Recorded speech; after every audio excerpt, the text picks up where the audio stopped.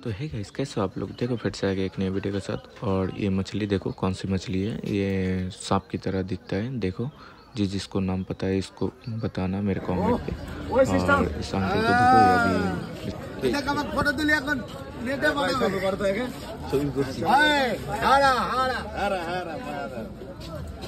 अभी বুঝতে পারে না सब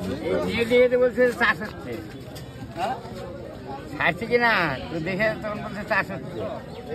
এগুলো চাষ হয়? এগুলো কত করে কিলো বেচছো? 400 টাকা। 400 টাকা কিলো? এই এটা না এটা? এটা 300 টাকা। এটা 300 টাকা কিলো। আর এটা? এটা 400।